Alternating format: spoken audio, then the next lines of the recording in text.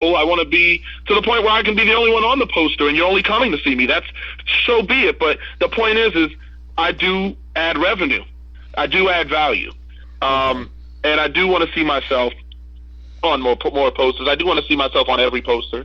Again, the Warriors credit, I was on a lot of posters as the No Limits champ again. So I'm not incredibly resentful there. I'm not resentful. I'm appreciative of that. But once I become world champion, I need to be on every one. Okay. No doubt. Even if Rude Boy isn't on there. Even if Rude Boy just gets his name on there. If he's not champion, he can't get top billing over the champ.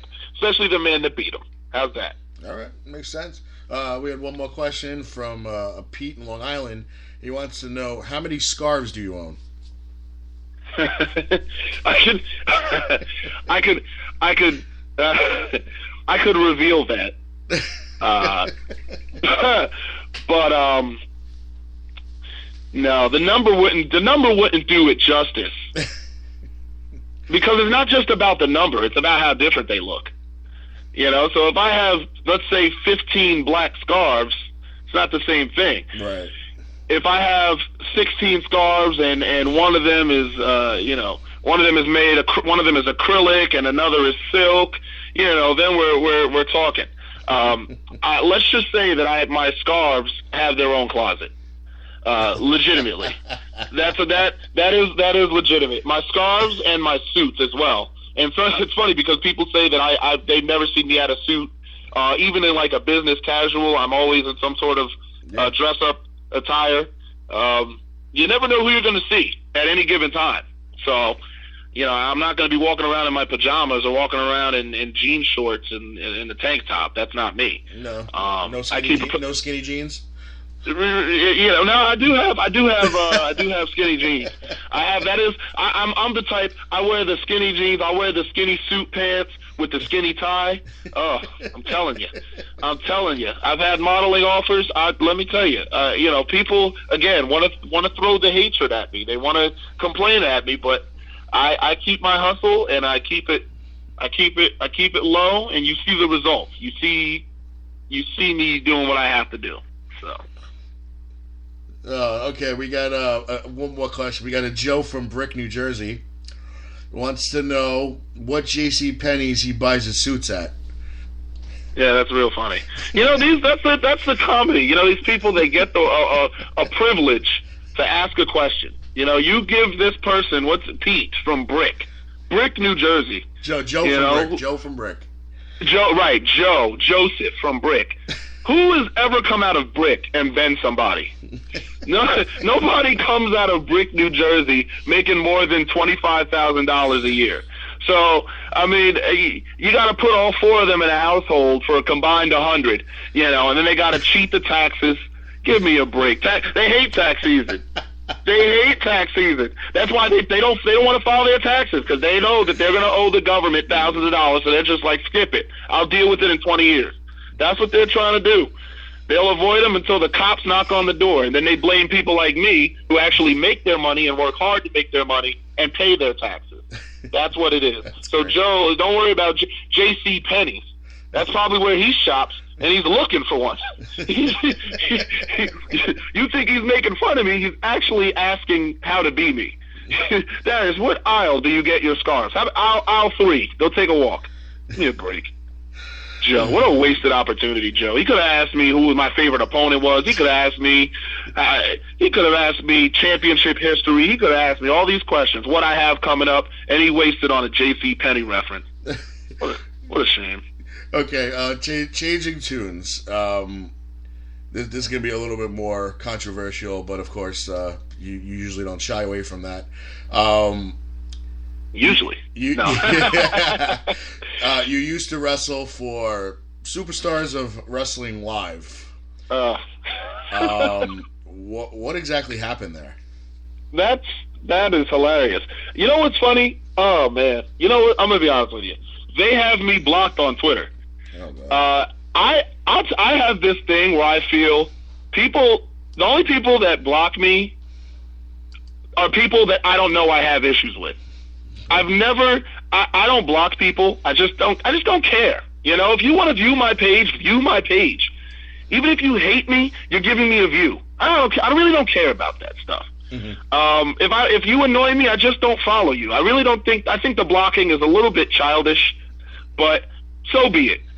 I've actually never. I don't know what the issue is with SWF. I went from almost being their champion and their standard bearer. I almost went to being their top person to not competing for them anymore. I think a lot of it had to do with Damian Darling. We had a brawl in Avenel where some tables were overturned. Nothing was broken, but we did have a Falls Count Anywhere match as we advertised it. Again, nothing was broken or anything, but I think maybe the venue got a little nervous. Who knows? But the issue was, we didn't sit down and talk about some of these things. It's, you just go on Twitter one day and you realize, oh, look, I'm blocked. And nobody reached out to you. Nobody talks to you. Okay. I don't know. That's unfortunate because I like a lot of the locker room. TJ is heavyweight champ. He's in the Crusade for Change. He was the second person that I recruited in the Crusade. First person was Jesse Brooks, ironically enough. But I don't know. I like a lot of those guys in the locker room. And Preacher was one of the influences in training me in 2000 when he went into the BWO school around 2010. So, I mean, who knows? I'm out there doing everything I can, wrestling everywhere I can. Petty situations. This is definitely a petty situation because I haven't been spoken to by SWF. Or Rob Fury, who, as far as I know, myself and Rob are fine. But I don't know. That's how things happen with me. People are angry at me and don't tell me, or people are frustrated by me but haven't met me. That's mostly what it is, and that's fine. I'm a grown man. That's just the way it is. I'm gonna ruffle some feathers because I'm able to do certain things that other people cannot do. That's just the way it is. In terms of crowd reaction, in terms of what I do to keep the audience engaged, I do that. Right. And some people travel the world and wrestle all over and have these great matches, but they still don't have that same type of connection that I do. And I think that bothers some people. People get turned off by it. Maybe people get turned off by the way I am. That's their thing. I'm very professional. Above all else, I'm professional. I'll shake your hand. If we have an issue, we can talk about an issue, and it's never going to escalate beyond that. But people don't like to do that in the business. People don't like to do that anymore. People don't like to talk it out. People don't like to pull you aside. People will do stuff like block you. People will do stuff like talk behind your back to another promoter or another wrestler, another promotion that you may want to work for, and they're doing that behind the back. That's life. I deal in business. So it happens in business too, but in business, it's the results are in the numbers. It's in actual business and investing, it's totally different than professional wrestling. Because professional wrestling, so these people didn't go to school for it. These people didn't get a PhD in professional wrestling. Some of these promoters, where are they coming from? Some of these fans, where are they coming from? Some of these wrestlers, where are they coming from? That's what happens. Right. So. No, I agree. Sometimes things get a little petty. Yeah. It's kind of part of the business. Promoters do it to each other, with the ripping down of the posters and the bad talking of each other, going to venues, telling them, don't let so-and-so book a show here. Right. It's been going on. How terrible is that? It's been going on since the turn of time. But how terrible is that? You know what I mean? It's just kind of like, you're going out to rip down someone else's poster. Why don't you put up your poster? Yeah.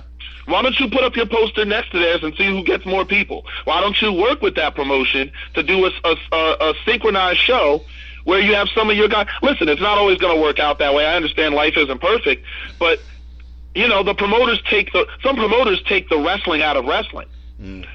Some wrestlers take the wrestling out of wrestling. And that's the unfortunate part. There should be as many places to work as possible for us to make as much money as possible. But instead, you tear one guy down for one reason, and then it brings a whole roster of people. Now this guy can't get booked at this show because the two promoters are slap fighting each other. It's silly. It costs the wrestlers. We're the ones who miss out. And that's so much of what Darius Carter stands for and Crusade for Change stands for. Just changing the business in general, making a difference, making things not just exactly how things used to be, because nothing was ever perfect, but there are some old time routines and old time etiquette that has been skipped over and forgotten, and that's what needs to come back. All right. So, we got two more questions from fans. One is if you could. He wants me to ask if you think Sonny Kiss versus Rude Boy Riley for the number one contenders position. Who would you rather face between the two? I honestly don't think either deserve a match because I've beaten both of them. So I beat Rude Boy at Warriors of Wrestling. I beat Rude Boy in 2 consecutive main events last year in July and August. It was me and Gran Akuma against him and Matt Riddle. I beat him. I beat Rude Boy. The match ended with Gran Akuma pinning Rude Boy, but of course it was because of me. And then the following month after that was myself and Ryan Gallione, who I had hired as my bodyguard for the night. It was us two against Rude Boy and Damian Sandow, and I pinned Damian Sandow that night. So I beat Rude Boy in 2 back-to-back Tier 1 wrestling events.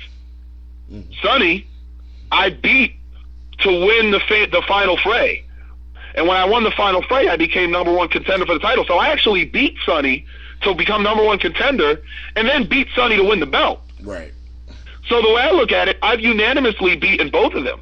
I think they both need to have settled whatever issues they have with each other between themselves. Or I guess they don't have issues because they're all gushy with each other about how great they are. And Rude Boy gave him this big old speech. Oh, Sonny, I hope you're a better champion than me, and you're going to go far. Little did he know I was going to pull the rug out of Sonny. Where's mine? You know, where's my good job, Darius? Great job, Darius. Your future is bright, Darius. Where is that from him? Oh, because I did the wrong thing? No, I cashed in an opportunity that I earned. Okay, we got a question from a Twitter handler, Real Hero 12089 wants to know how come you're not being used at Beyond Wrestling anymore. Oh, the question. I knew that question was going to come. What are people trying to do to me? Goodness gracious. You'd have to ask Beyond Wrestling. Oh, goodness. You'd have to ask them. Man, oh man. I said I wasn't going to say anything.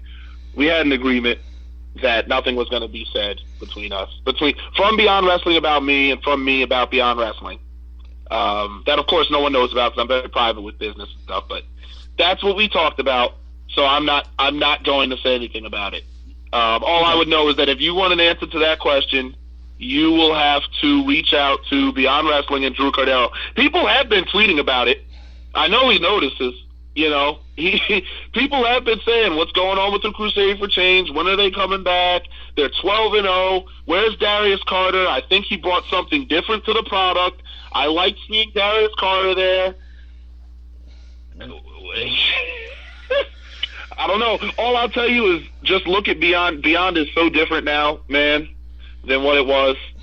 And Beyond is so successful right now. Of course, you see the promoter kind of complaining about ticket sales and stuff, but which I don't agree with. But Beyond has been very successful. The number one YouTube promotion, the number one independent wrestling promotion with a YouTube channel.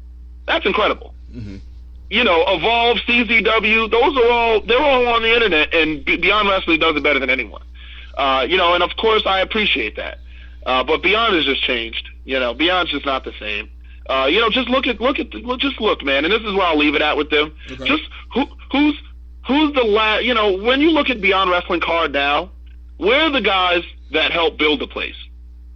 And don't tell me they're not good enough to be on that roster. Don't tell me guys like Davey Vega and Lamont Williams and Facade. Don't tell me guys like that aren't good enough to be on the roster now that help build the place. That's all I can say. Where are the Beyond Wrestling originals? It's Beyond is just Beyond has become the thing that it didn't want to be. But listen, they're successful, so I tip my hat. That's all I can say. All right, we got Joe from Brick who's trying to redeem himself. He wants to know if you're jealous of TJ Marconi's success. Why would I be jealous?